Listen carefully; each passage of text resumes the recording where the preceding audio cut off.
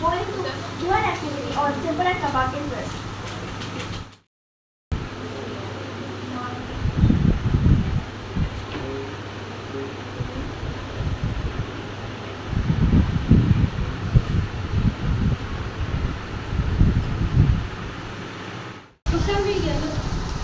Allow me to deposit with me 8,000 rupees for 3 years at the rate of 15%.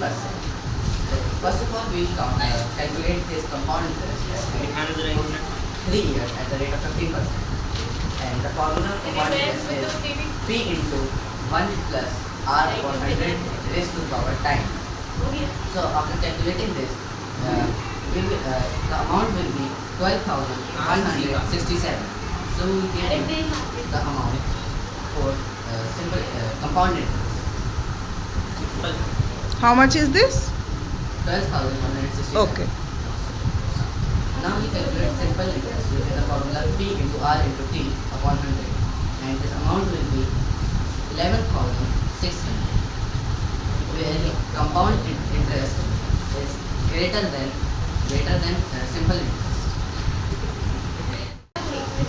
Us deposited 2,400 rupees at the rate of 20% per annum for 3 years. Let's calculate the compound interest and simple interest for that.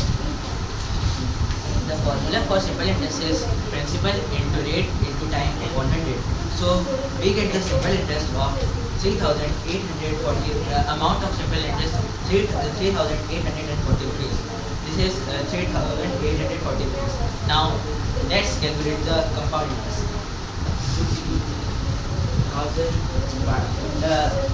formula for compound interest is amount is equal to principal into 1 plus rate upon 100 raised to the power time. So the compound interest is 4,147.2 rupees, and the difference we get is 307.2 rupees.